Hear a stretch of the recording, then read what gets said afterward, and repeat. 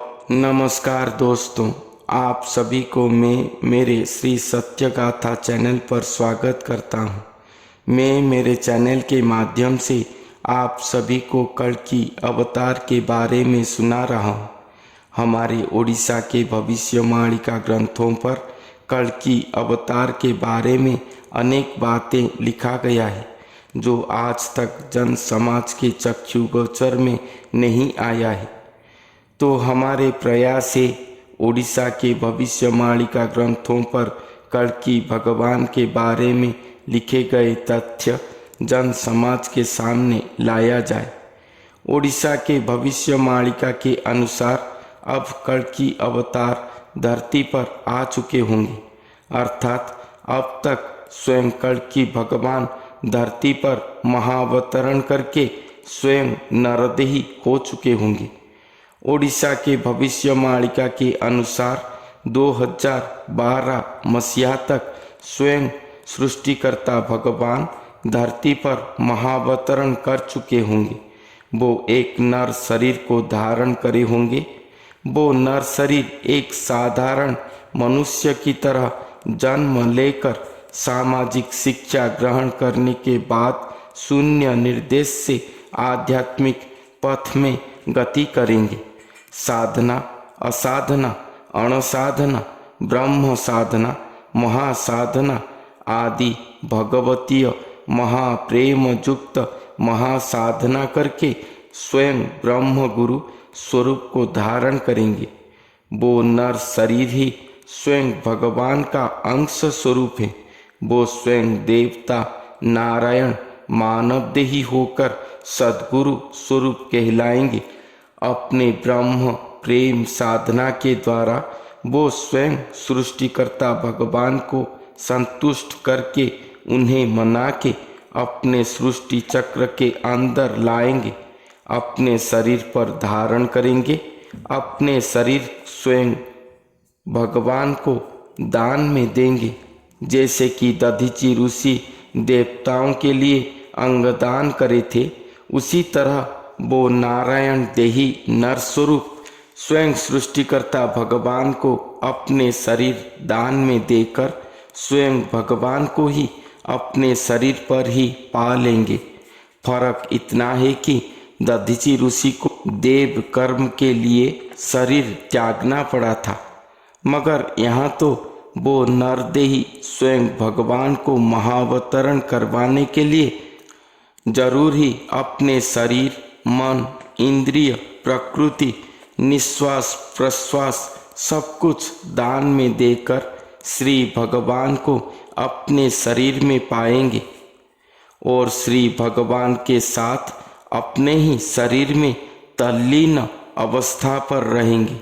लीन अवस्था मृत्यु के बाद आता है, मगर तल्लीन अवस्था अर्थात अपने शरीर पर ही स्वयं भगवान को पाकर अपने शरीर को त्याग न करके भी श्री भगवान के शरीर पर लीन हो जाना, ये अलौकिक दिव्य अवस्था पर साधक अपने शरीर पर रहकर भी न होने की बराबर होता है। अपने शरीर पर रहकर भी स्वयं भगवान के अरूप रूप में दिव्य अलौकिक अंग भेद महाप्रक्रिया से एक हो जाते हैं और स्वयं भगवान अपने ही अंग जात अंश को मानव शरीर के रूप में पाकर स्वयं मानव शरीर को धारण करते हैं। एक एकाकार होकर स्वयं मानव देही हो जाते हैं और मानव देही होने के बाद स्वयं भगवान वो मानव की तरह आचार विचार करते होंगे।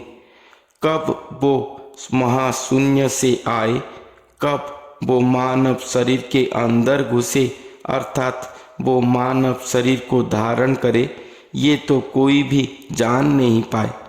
नर शरीर को धारण करने के बाद वो मानव देही की तरह आचार विचार करेंगे, इसीलिए कोई भी उन्हें पहचान नहीं पाएंगे, कोई भी सोच ही न पाएंगे। हमारे भारत वर्ष में ही एक ही गुरु के शरीर को धारण करके स्वयं गुरु हो जाएंगे। कौन भला उन्हें पहचानेगा? ये कलयुग की रीत देखो। सामान्य कुछ शक्तियां पाकर, अनेक चमत्कार दिखाकर बहुत सारे साधक अपने आप को स्वयं भगवान की तरह पूजा करवा रहे हैं या पूजा ग्रहण कर रहे हैं, क्योंकि वेद शास्त्र पुराण कहता है कि गुरु ही भगवान का स्वरूप है। गुरु ही प्रथम पूजा का अधिकारी है।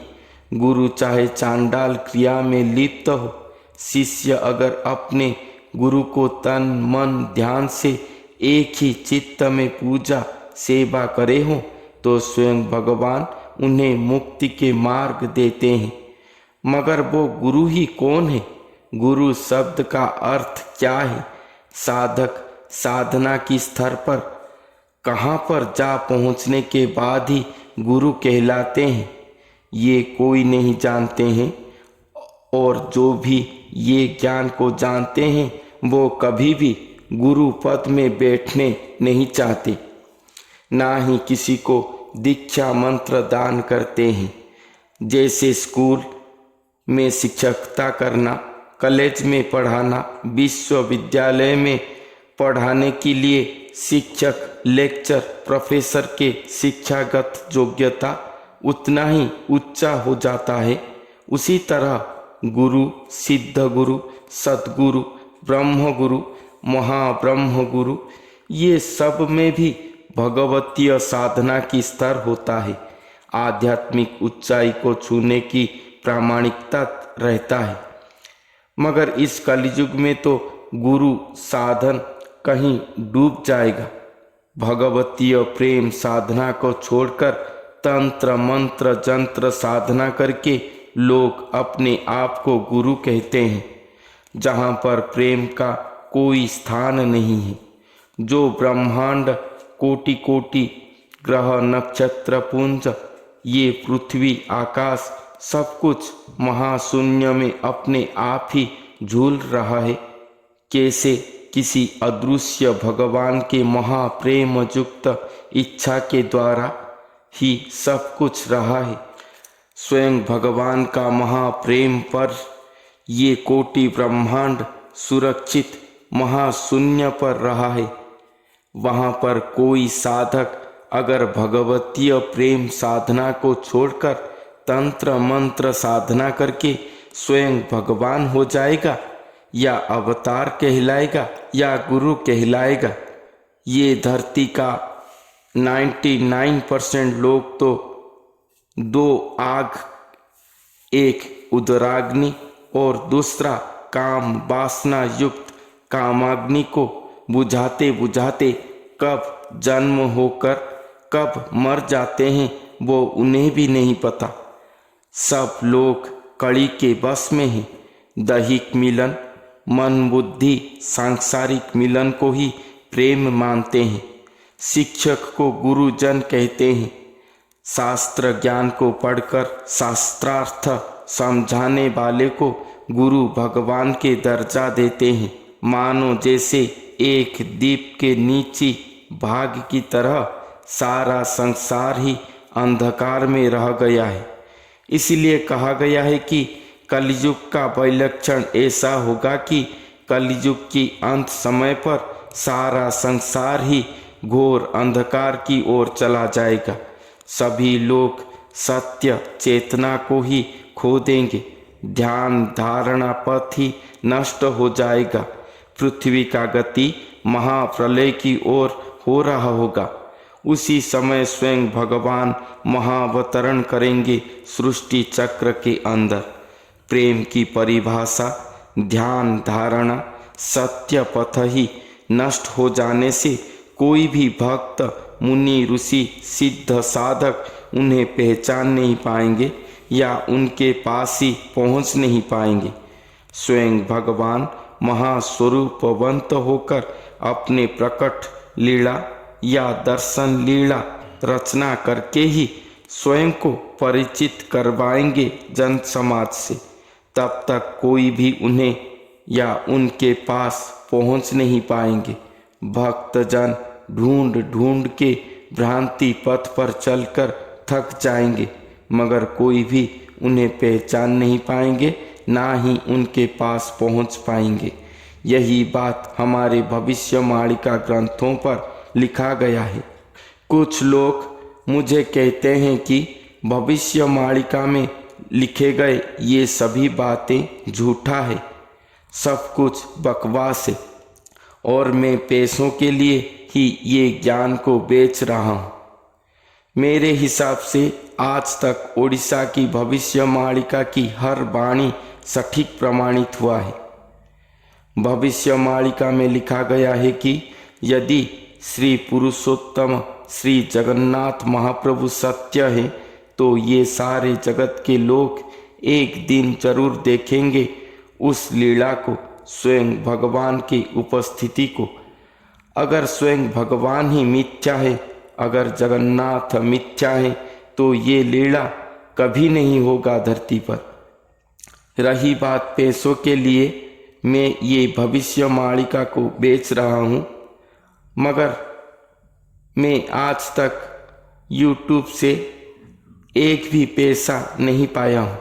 अगर मुझे कभी मिलेगा तो उसमें से एक भी पैसा मैं नहीं लूँगा, बल्कि सभी पूंजी को डोनेट कर दूँगा उसी स्थान को जहाँ से मैं ये दिव्य ज्ञान को प्राप्ति किया हूँ। हमारे ओडिशा के भविष्यवाणिका को आप सब ग्रहण करें या ना करें, मेरा काम ये बस ये भविष्यवाणिका ज्ञान को जन समाज के सामने उपस्थापन करना। अगर एक भी जन इसे अच्छी तरह से समझ लें तो मेरा काम सार्थक हो गया, यही मैं सोच लूँगा। तो यही सोच के साथ आज का एपिसोड समाप्त करते हैं। धन्यवाद।